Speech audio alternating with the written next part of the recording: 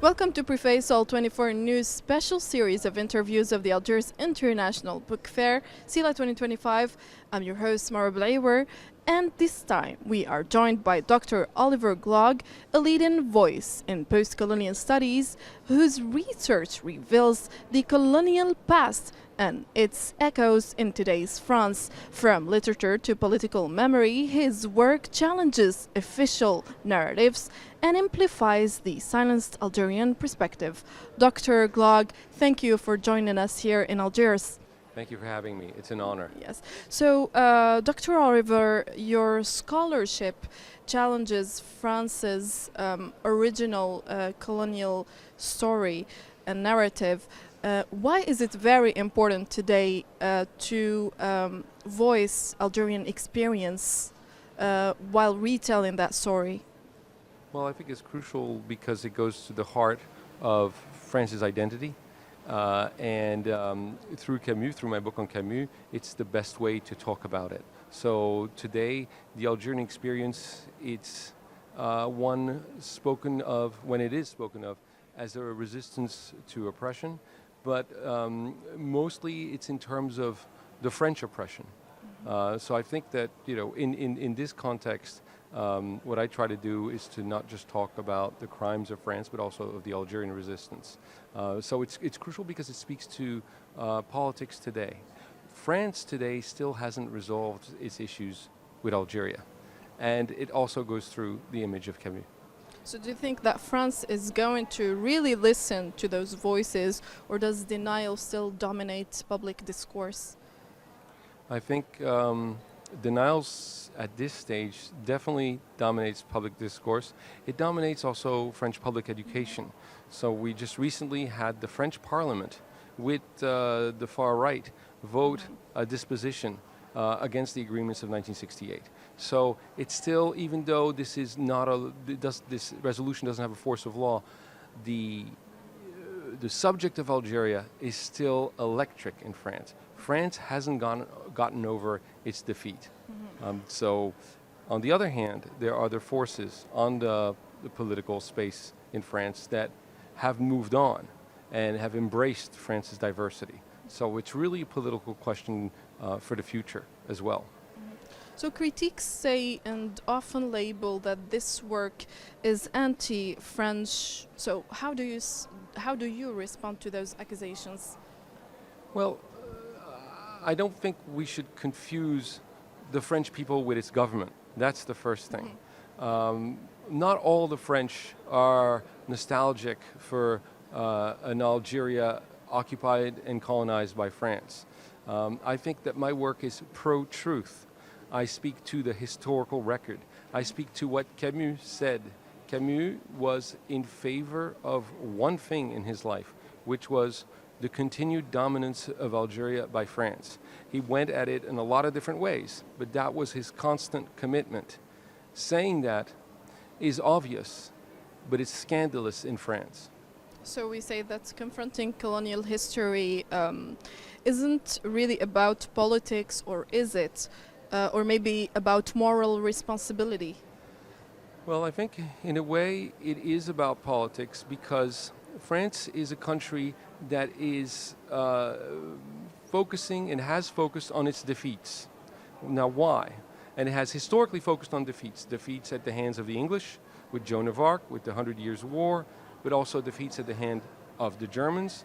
And this was explained by the General de Gaulle in his book on France and its army. And the theory is that to create national unity, you have to build up a resentment at the hand of victors, and you have to speak to great defeats. So there's a very restrained club of nations, England, Germany, but now also Algeria, who are the center of French resentment, because France is a country that has very strong class divisions. So the elite of France is trying to create a unity through racism, national hatred.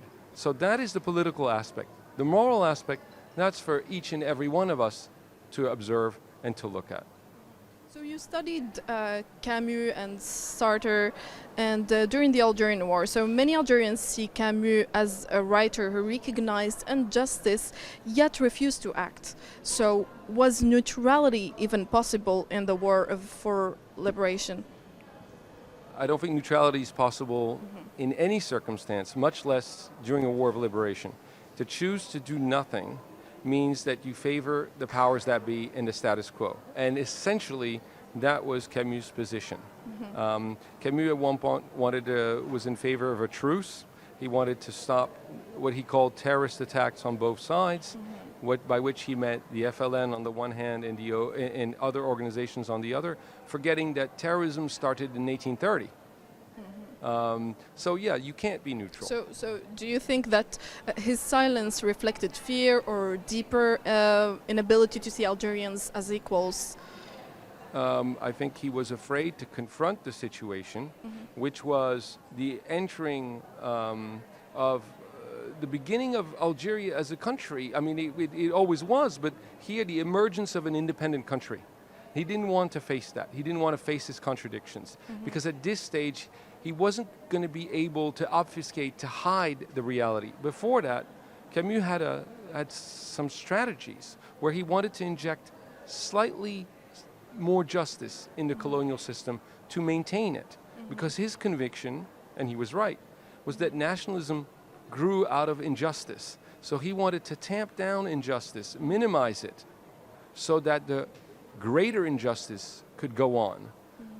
So when he was faced with the Algerian resistance, he didn't know what to do. So the silence was testimony to his inability to come out and say who he was for. And eventually he did. Eventually he came out and he said he thought that Algerian independence was an emotional reaction. So he was forced by the Algerian people, by the resistance, to speak out. But for a while, he tried not to. So why is his legacy still divides France and Algeria in particular? Well, it's his legacy. It divides it because France identifies itself with the image of Camus. Camus is, in a way, if you like makeup, because it prevents France from looking at its true face.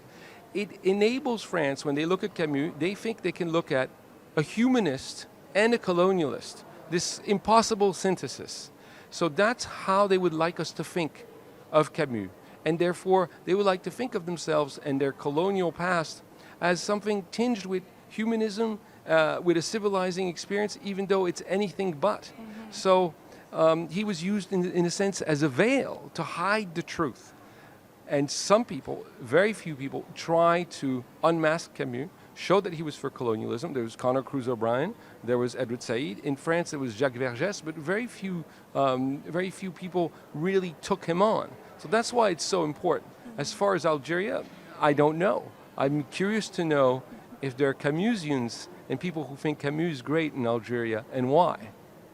Okay, so to follow up, has France truly come to terms with how its intellectuals positioned themselves during the war? Well, no. There are a few intellectuals that took a stand, French intellectuals, in favor of the independence of Algeria. There's Janson, Sartre, Simone de Beauvoir, and certainly when it comes to Jean-Paul Sartre, he's been completely set aside. People don't talk about him. They only read one of his novels, his autobiographical work, but there is a real resentment and hatred against Sartre in French society. He was punished posthumously, and even at the time, his home was bombed. So there is still a resentment today about Sartre, because Sartre, you cannot speak of Sartre without speaking of his anti-colonialism. And the fact that he was attacked by the OAS, his home was bombed twice, so he represents a France that is anti-colonial, and that is not today's France, so people don't talk about him. So what does that actually tell us about intellectuals during national crisis? Well, I suppose one has to think of an intellectual as someone who has specialized knowledge and who upsets people, takes risks, speaks out, sometimes against their own country, sometimes against their own social class, and in the name of liberty. And today we have precious few. So the role of the intellectual is not to follow the crowds, it's to stand up for what she or he thinks is right. And today there, once again, precious few there. Yeah, so in today's polarized world, does intellectuals' courage still the same weight it did in the 1950s?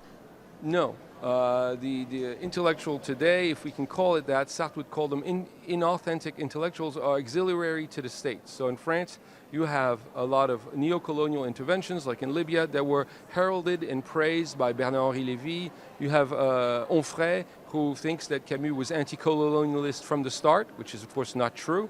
You have a whole series of French media intellectuals who are in fact helpers, servants of the interest of the neo-colonial French state. Mm-hmm. So the tradition of engaged and committed intellectuals who fight the powers that be is not what it used to be, clearly. So if you talk about contemporary decolonization in France today, decolonial studies face fierce political backlash. Why is this work vital for to redefine in France's relationship with Algeria, for instance? Well, it's vital, this struggle, this cultural struggle is vital, and the French state knows it, because this French state up until recently didn't speak of the War of Independence. Even the way that the French media speak of it, they talk about la guerre d'Algérie, or they talk about, up until 2000, just events. But it's also the books that the French students can or can't read. There was Aimé Césaire's Discourse on Colonialism was removed from the program for the baccalaureate. So there's censorship, there's control, because this alters the worldview of a whole generation of French people. This also explains why they have a vision of colonialism as not necessarily a bad thing. Because from the start, the French state has tried to shape the minds of French people. And this is why my book, Oublie Camus, tries to undo this and tries to speak to what objectively is in these books and Camus' objective position. So we're talking here about establishing a sense of what is right, what is wrong. I was going to say common sense. So these battles are crucial, and this is why there's such fierce attacks. My book, for example, was attacked by Le Monde, by Le Figaro, by most papers who were furious that I was challenging the official French narrative. So talking about younger academics managing to change the conversation inside the French universities, what's your take on that? I think it's very difficult at this stage because the educational system in France is controlled by the state. Yeah. So you have few intellectuals and academics who are in a position to do so because they're constrained. So if you want to write a thesis that's going to be critical of French colonialism, that's going to be very difficult. So there's a huge control. It really comes out in a different context. It comes out with publishers. So you have people writing books outside of academia, for example, with La Fabrique, who challenge the status quo. But it's difficult for young academics because they have to go through the ranks. So you don't sense any real shift when in terms of that. So we can say that resistance still dominates. Well, resistance to a neo-colonial mindset, yes. But on the other hand, there are political movements in France. So the question, and I think worldwide, in France there's La France Insoumise with Mélenchon, with Obono, and in America we also have now a new mayor who is Muslim, Zoran Mandani. And there is polarization of politics in the Western world, on the far right, but also on the strong left.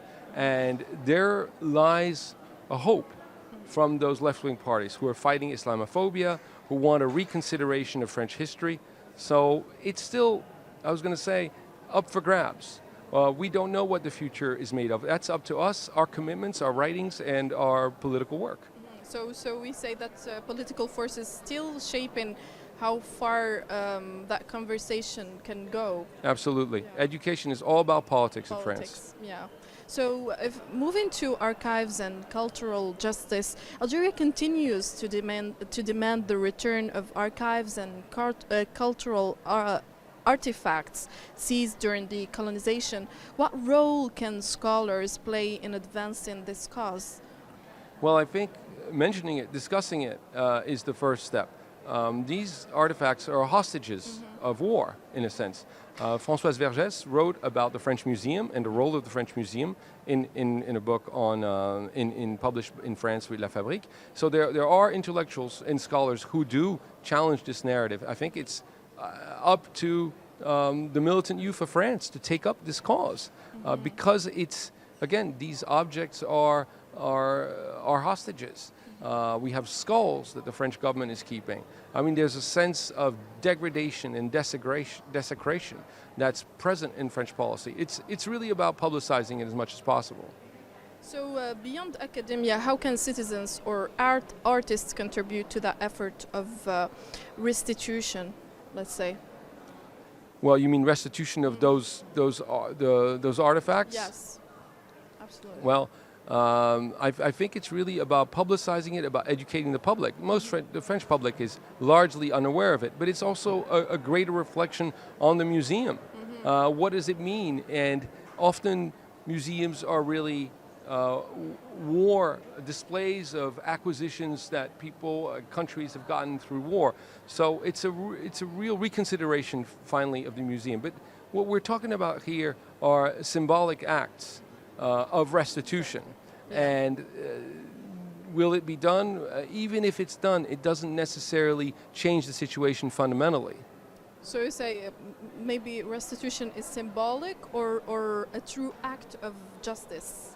I would say that it's symbolic, but it's a prerequisite for an act of justice. There has to be recognition, but not only recognition. It's not about just giving back a few artifacts. It's also a greater realization of the harm done for almost a century and a half. So what impact does recovering those objects have on collective memory? It's crucial, in a sense, to recover a sense of one's own history, to have a sense of, how shall I say, sovereignty. And but at the same time, that's not really a question for me to answer, but rather of the Algerian people. How will they feel when they get these things back? What I can speak to is the scandal and the continued colonialism in the appropriation of objects, sacred, but also skulls, meaning bodily remains, of soldiers, of tribesmen and women. That is an outrage. And so that I can speak to, and it's a shame. But this is a tradition of all imperial powers. We can think also of the Grecian urns in the London Museum. There's a continual appropriation, not just of land, but of the riches that remain in the domain of art and museums. So talking about France, Algeria, and the future, can Algeria and France move toward a relationship built on equality rather than nostalgia? Well, I think that's ultimately a political question. Who will be in power in France? I think Algeria has moved on. Algeria is the adult in the room when it comes to this situation. The question is, who will we have in the government? Which majority in the National Assembly will we have? Will we have the inheritors of the people who were pro-French Algeria? The people who were linked to the terrorist organization OAS? Will we have people of a party founded by former SS officers who worked for Germany? Or will we have a party of people committed to fight against racism, against Islamophobia? That is the question. And I think once we have an answer to that question, things will change for the better or for the worse in terms of education and just in terms of the mood of the country. So Algeria's insistence on truth has become a moral export, a message that resonates beyond its borders as well. So how do you see that legacy influence global movements today? Well, I think it's a unique legacy that we don't hear enough about, because Algeria has been a leader in the movements for independence. In fact, one could say that most African countries who got their independence got them during the War of Algerian Independence, because the French government didn't want to face other wars. So there's something of a debt of gratitude also as a result of this. The Algerian independence is what I would call an authentic independence, where in so many other countries there is a subcontracting of colonialism, where even though there's a nominal independence with a flag, France, for example, in the case of a lot of Western African colonies, they control the currency, they control the ports. This is in complete contrast with the situation in Algeria. So the sense that there is an authentic independence makes it stand out, makes it a model for other countries. Yeah. So finally, Dr. Oliver, what message would you share with young Algerians as they reclaim their history and imagine their future, I say?